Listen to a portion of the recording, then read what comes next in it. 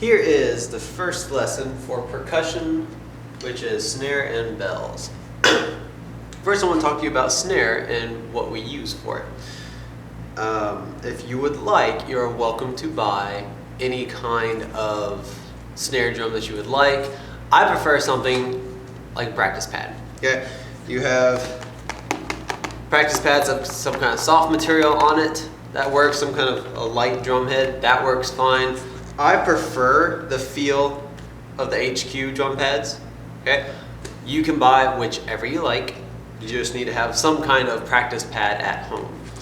There are other pads, like for instance, this pad, which is called a silencer pad. This is not what I want you to buy. Okay, what this pad does is it is specifically for snares.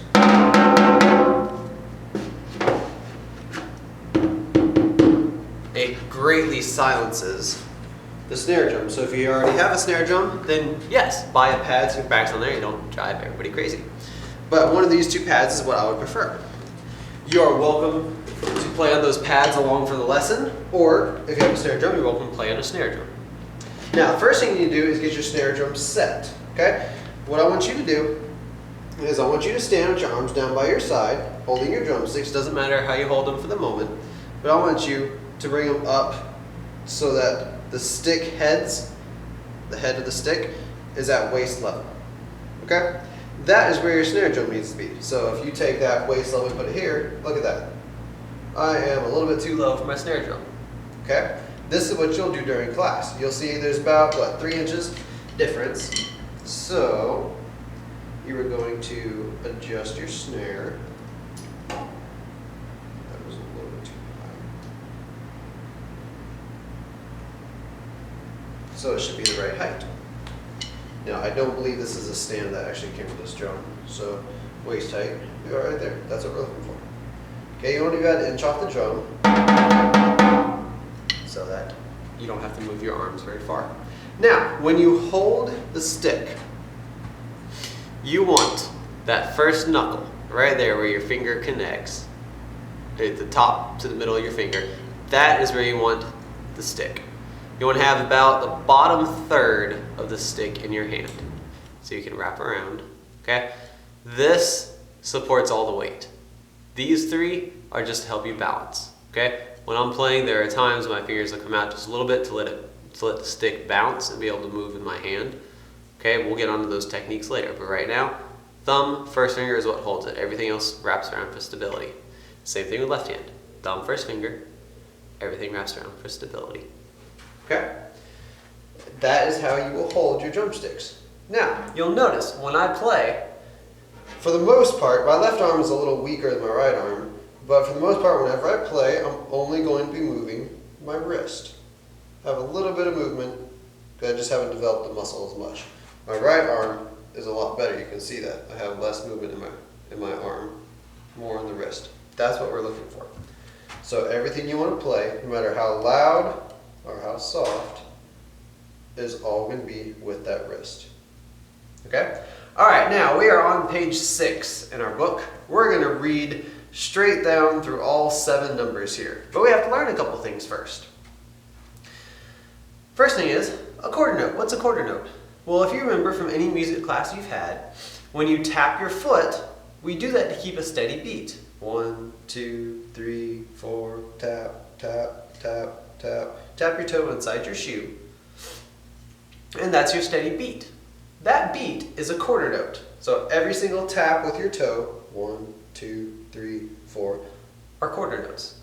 Okay? Now you'll also notice on line number 1, we have 4 quarter notes, but they each have an R above them. So what does that mean? An R means you're going to hit with the right hand. So that first measure, 4 quarter notes, will go like this. 4 quarter notes, 1 per foot tap, all with the right hand. Okay? Now those 4 squiggly lines in the next measure, those are quarter rests, which means you're going to have silence for 1 beat. So if you're counting, the first 2 measures will go like this. It'll be 1, 2, 3, 4. Rest. 2, 3, 4. 1, 2, so on and so forth. Okay? Let's play number 1. Here we go. Tapping your foot and 1, 2, ready, go. rest, 2, 3, 4. Rest, 2, 3, 4. Rest, 2, 3, 4. And we won't count the last measure of rest because that irritates me. All right, so did you notice? I counted the whole time. You probably can't see my foot tapping because I'm just moving my toe. I'm moving my toe inside my shoe. But did you hear that all my taps were the exact same? If your taps sound like this, that was like 4 different sounds. That's because you're not hitting the drum head in the same spot all the time, and you're not hitting with the same amount of force. You should have 4 equal sounds. The next thing is, while you're playing and you're counting and tapping your foot, you're making sure that you're striking about 1/3 of the way from the outside of the drum to the center. Okay? So, from the center to the outside, 1/3 of the way back, will be right there. I like to strike right under the logo for the drum head, because right under it, it's about 1/3 of the way. That's an easy way to remember it. Okay? Now, let's do number 2. If you look at it, you'll realize it's the exact same as number 1, except what? Except it's all L's. So all left hand. Okay, so number 2. 1, 2, ready, and 1, 2, 3, 4. I hope you're still tapping your foot, and 1, 2, 3, 4. And then we have a rest. All right, mate, did you tap your foot all the time? Did you get even sounds with the left hand? If each note sounded different, then I just want you to practice doing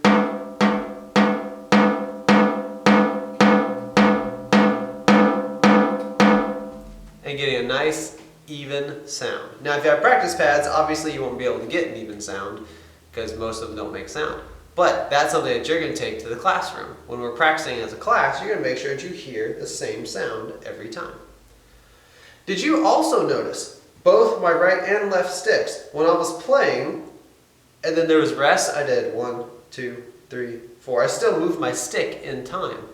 That will help make sure that you stay on tempo, that you stay up with the beat. All right, let's add both hands together now. Take a look at number 3. You have R's and L's over those notes. Make sure you get the correct hand on the correct side. Or sorry, on the correct note. Here we go, number 3. 1, 2, 3, and 1, 2, 3, 4. 1, 2, 3, 4. 1, 2, 3, 4. And that's the end of that song. Okay? Now, if you didn't get 4 rights on the first measure, 4 lefts on the third measure, then what's that mean? That means we didn't look at what was written above the note. That's one thing that us percussionists have to do. We have to make sure that we are getting every letter correct every single time. Okay? All right, take a look at number 4. Okay? You'll notice it's telling us to switch hands. For right now, we're going to read the top line. Okay, so we'll start with the right hand. Okay, so it'll be RL, RL, right, left, left. Okay, here we go. Number 4, and 1, 2, number 4, and 1, 2, 3, 4. 1, 2, 3, 4. 1, 2, 3, 4. That's the end. All right, now let's go back to the beginning and let's do the bottom line. So we're going to start with the left hand. Here we go, starting with the left. 1, 2, ready, and 1, 2, 3, 4. 1, 2, 3, 4. 1, 2, 3, 4. All right, now, are you counting while you're playing notes, or are you just counting during the rest? Because if you only count during the rest, you'll have something like this. 1, 2, 3, 4. Those quarter notes are faster than I was counting, weren't they? Yeah. Okay. One thing I want you to quiz yourself on. Now that you've gotten through 4 lines of music, are you looking at the music or the drum as you play? You should be looking at the music because the drum's not going anywhere. Okay? All right, look at number 5. Okay, we're going to play the top line. If you look at it, it all alternates between left, right, left, right. Now, we have 8 measures of quarter notes. That is 32 quarter notes in a row. How can you make sure that you don't play any more or less notes than what's written? How can you make sure you play exactly 32 notes? What I want you to do is count each measure. So for instance, when we're playing number 5 and we're doing this, just going left and right, back and forth, back and forth. I want you to think on that first measure when you start with your left.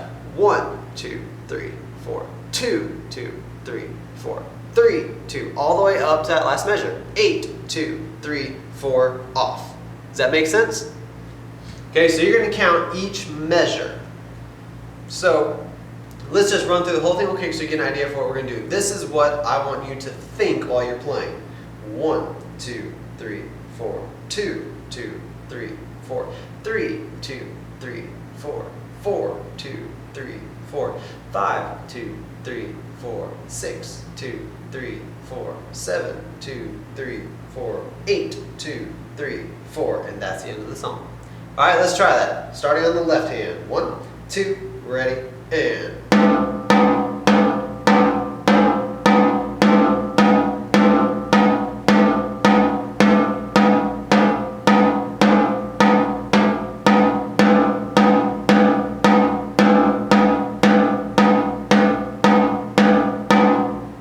Did you play the right number of notes? If not, go back and try it again. If you can count all of number 5, then you will be in great shape. Okay, now let's reverse it. Start with the right hand. Here's another chance to count it correctly. And 1, 2, ready, and.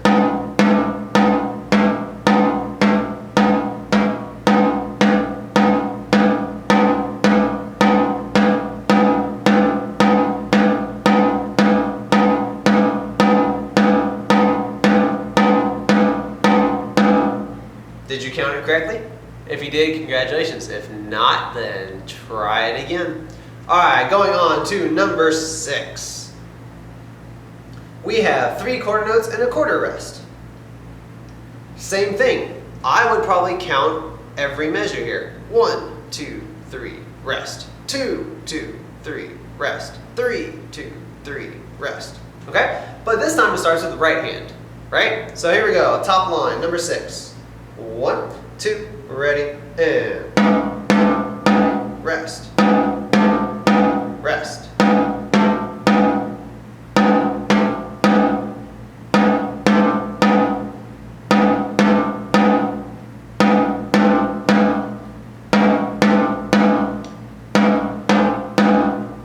I may have gone a measure further because I lost count because I stopped counting in my head. I was thinking about what I was going to tell you next.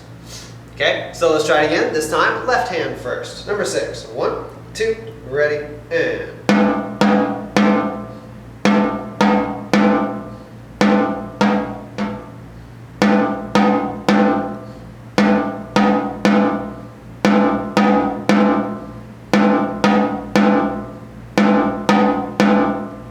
Okay, if you're counting each measure as you play it, you will play it correctly.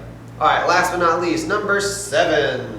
Before I forget, for this lesson, there is no code. So on your sheet, you will write in no code.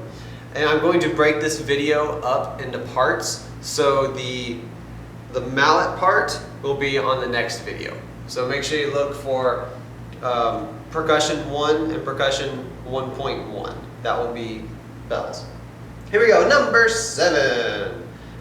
Always play the top line first. So we start with left hand. Here we go. You should know how to count these by now, so let's do it. Number 7. 1, 2, ready, and.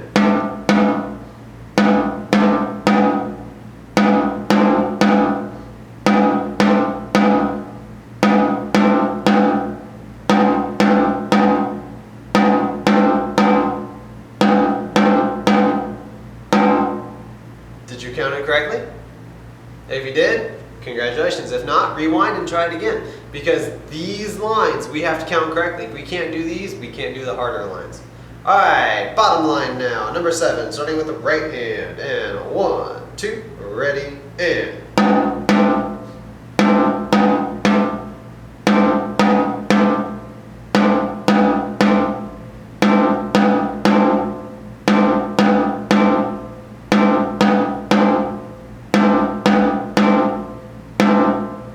Did you count it correctly? If you did, congratulations. If not, go back and review, okay? This is lesson 1 for stick percussion. We will do the mallet percussion next. Thank you.